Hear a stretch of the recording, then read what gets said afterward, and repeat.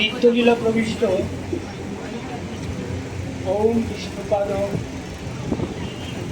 অসমদীয় সদ্গুরু শ্রী শ্রী স্বামী শিবানন্দ মহারাজের চরণে আমার অনন্ত কোটি দণ্ডবোধ।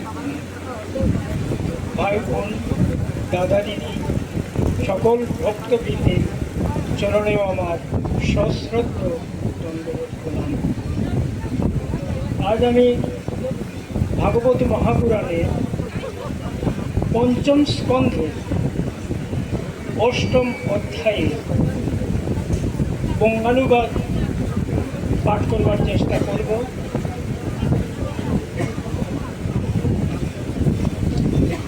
ভাগবত মহাপুরাণে প্রেমানন্দে হরি হরি বল, হরি বল, হরি বল, হরি বল, হরি। পঞ্চকল্পতরুভশ্চ কৃপা সিন্ধু পতিতানাং পাবনেভ্যো নমো নমঃ। কৃষ্ণ করুণা সিন্ধু দীনবন্ধু জগৎপতে গোপেশ গোপিকা কান্ত রাধা কান্ত স্তুতালয় কৃষ্ণায় কৃষ্ণায় ভক্তায় নমো নমঃ।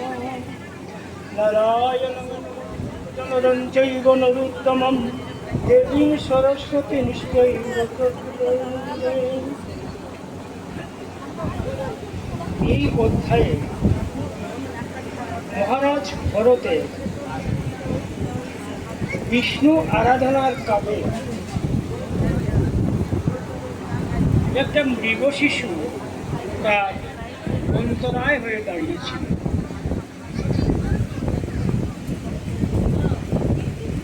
মহারাজ ভরত নিজের রাজ্য খুব সুন্দরভাবে পরিচালনা করেছিলেন। সব প্রজাগণ ওনার প্রিয় ছিল, উনিও সবার প্রণম্য ছিলেন, পূজনীয় ছিলেন, বরেণ্য ছিলেন।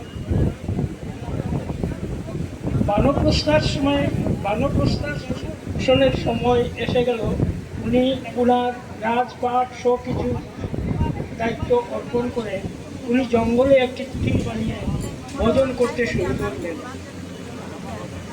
উনি নিত্য পূজা ভোজন ধ্যান করে চলছেন। এর মধ্যে একদিন পূজা অর্চনা শেষ করে অজপা জপ করতে করতে নদীর তীরে বসেছিলেন। নদীর তীরে বসে নদীর স্রোতের ঢেউ এগুলি লক্ষ্য করছিলেন। এমনি সময় একটি হরিণ এখানে এসে উপস্থিত হলো। আর এই হরিণটি জলে মুখ দিতে না দিতেই একটা সিংহ গর্জন করে উঠল। সন্ত্রস্ত হয়ে ওই হরিণটি ভাবল এবং চারিদিকে দেখলো না, সিংহকে দেখা যাচ্ছে না, এখনো বাঁচার উপায় আছে। ও নিরুপায় হয়ে জলের মধ্যে চাপ দিল। চাপ দেওয়ার সাথে সাথে জলের প্রচণ্ড স্রোত এবং ঢেউ ওকে ঠেলে দিল। আর এই বেগে ও গর্ভবতী ছিল, তার সন্তান প্রসব হয়ে গেল। আর ওই শিশুটি জলের মধ্যে ঢেউ একবার ডুবেছিল আর একবার ভাসছিল। এই অবস্থা দেখে মহারাজ ভরত ভাবলেন, আমি তো রাজত্ব বাড়িঘর সব ছেড়ে বনে আসলাম, এখানেও দেখি আমার সমস্যায় ফেলে দিল। এই হরিণ শাবক থেকে বাঁচানোর জন্য এখন এখানে কেউই নেই। ওর মা তো ওপারে গিয়ে মরে গেছে, এখন ওকে দেখবে কি? ওর আত্মীয় স্বজন কেউই নাই পাশে। উনি নিরুপায় হয়ে জলে নেমে গিয়ে ওই হরিণ বাচ্চাটিকে তুলে আনলেন। কিছুক্ষণ পরিচর্যা করার পর উঠল। তারপর ভাবলেন, যদি আমি ওকে এখানে ছেড়ে যাই তাহলে হিংস্র জন্তু ওকে খেয়ে ফেলবে, মেরে ফেলবে, আর আমার মহা দোষ হবে, আমি ওর পাতকী হয়ে দাঁড়াবো। সুতরাং ওকে রক্ষা করা আমার কর্তব্য, আর না হয় আমার ধর্ম নষ্ট হবে। এই ভেবে ওই হরিণটিকে নিজের আশ্রমে নিয়ে গেলেন এবং শুশ্রূষা ভরণ পোষণ দিতে লাগলেন। ওর এই শুশ্রূষা এবং ভরণ পোষণে যে সময় যায় সেই সময়টুকু ওনার পূজা অর্চনা ধ্যান থেকে চলে যায়। ধীরে ধীরে যখন ওটা বড় হলো তখন এদিক ওদিক ছুটে চলে যায়। তখন উনি যখন ওটাকে দেখেন না তখন সন্ত্রস্ত হয়ে যান এবং পূজা করে থাকলেও যখন দেখলেন না পূজা ছেড়ে বেরিয়ে এসে ওকে খুঁজতে থাকেন এবং খুঁজে নিয়ে যান। এই করতে করতে ওনার যে ভাব ছিল, যে উদ্দেশ্যে জঙ্গলে আসলেন, সেই উদ্দেশ্যটা অর্ধেকটা শেষ হয়ে গেল। উনি হরিণ শাবকের পিছনে পড়ে রইলেন। ওকে কি করে বাঁচানো যায়? হরিণ শাবকের মায়ায় মুগ্ধ হয়ে ওকে বাঁচানোর জন্যই উনি পাগল হয়ে উঠলেন যে আমি ওর রক্ষক, আমি ওর মাতা, আমি ওর পিতা, আমি ছাড়া এই হরিণ শাবক কেউ বুঝে না, আর কেউ দেখবেও না, দেখার মতো কেউই নেই। ধীরে ধীরে যত বড় হলো ওনার পূজা অর্চনা জ্ঞান ধারণা সব কিছুই সমাপ্ত হয়ে গেল। এখন শুধু হরিণ শাবক নিয়েই তিনি ব্যস্ত থাকেন।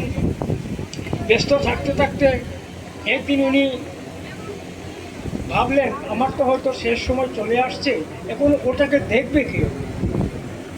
এই ভাবতে ভাবতে ওকে আর খুঁজেও পাচ্ছেন না। তখন ওনারও শেষ সময় চলে এলো। এই শেষ সময় চলে আসাতে উনি ভাবলেন আহা সর্বনাশ, মানুষে কখনো নিজের ইচ্ছায় কিছু করতে পারে না। আমি তো ভাবছিলাম ওকে বাঁচাবো, ওকে রাখবো, রক্ষণাবেক্ষণ দেবো, কিন্তু এখন আমার অন্তিম সময় উপস্থিত। আমি এই অবস্থায় আমি নিজে বাঁচাটাও মুশকিল হয়ে দাঁড়াবে আমার শেষ সময়। ওকে দেখবে কে? এই ভাবতে ভাবতে এই ভরত মহারাজা প্রাণত্যাগ করলেন।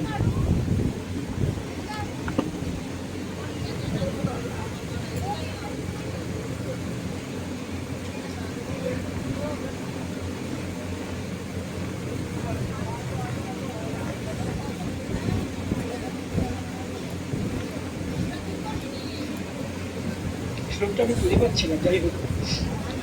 গীতায় আছে মৃত্যুর সময়ে যে জীব যেভাবে ভাববে, যেটা ভাববে তার পরজন্ম ওই জুনিতেই সে নিতে হবে। ভরত মহারাজ ওই হরিণ শাবকের কথা ভাবতে ভাবতে যখন মৃত্যুবরণ করলেন, পরের জন্মটা হরিণ মায়ের গর্ভে ওনার হয়ে গেল। উনি হরিণ জুনি প্রাপ্ত হয়ে গেলেন।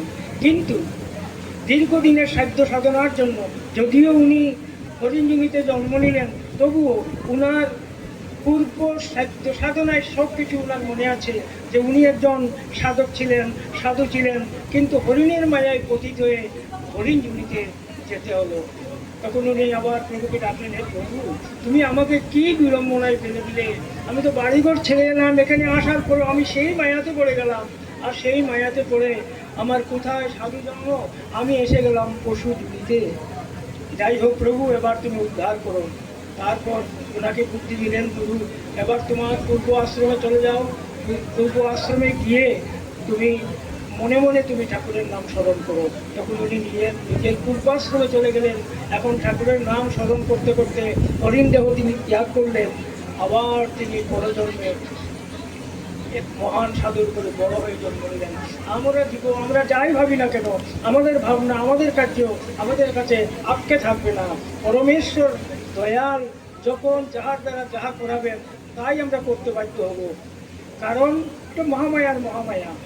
মায়া যতই আমরা ছাড়ি, মায়া থেকে মুক্ত হওয়া আমাদের জন্য একেবারে দুষ্কর ব্যাপার, সহজ নয়। বড় বড় সাধু সন্তরাও মায়া ছেড়ে ওই বনে জঙ্গলে চলে আসছেন, একটা উদাহরণ গেল বড়, এভাবে আরো অনেক আছে। কিন্তু মায়া থেকে মুক্ত হওয়া অত্যন্ত দুরূহ ব্যাপার। তবুও আমরা মায়ার মধ্যে থেকেও আমরা ভজনা করব, সাধন করব, নাম কীর্তন করব, জপ করব, যে গুরুর যে নির্দেশ, যে পথ, সেটা আমরা সেই মার্গ অবলম্বন করে চলতে হবে। আজ আমি সময়ের অভাব হেতু শুধু মুখেই বলে দিলাম, আমি আর পাঠ কিছু ধরলাম না। আমার ভুলভ্রান্তি মার্জনা করবেন সবাই। হরে কৃষ্ণ কৃষ্ণ কৃষ্ণ হরে হরে, হরে রাম রাম রাম হরে হরে, হরে কৃষ্ণ কৃষ্ণ কৃষ্ণ হরে হরে, হরে রাম রাম রাম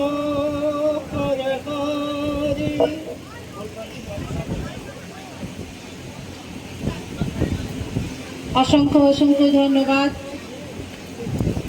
শ্রদ্ধেয় শ্রী প্রদীপ নাথ কাকুকে। এখন আমি অনুরোধ করছি শ্রদ্ধেয় ঝিমলি পট্টনায়ক দিদিকে মঞ্চে আসার জন্য। উনি ওনার নিজস্ব ভাষায় গীতা পাঠ করে শোনাবেন, ওড়িয়া ভাষায় গীতা পাঠ করে আমাদের শোনাবেন। ভক্তদের কাছে আমার একটা বিনম্র অনুরোধ, ইতি উতি যে ভক্তরা ছড়িয়ে ছিটিয়ে আছেন ওনাদেরকে সবাইকে বলছি মঞ্চের সামনে এসে আমাদের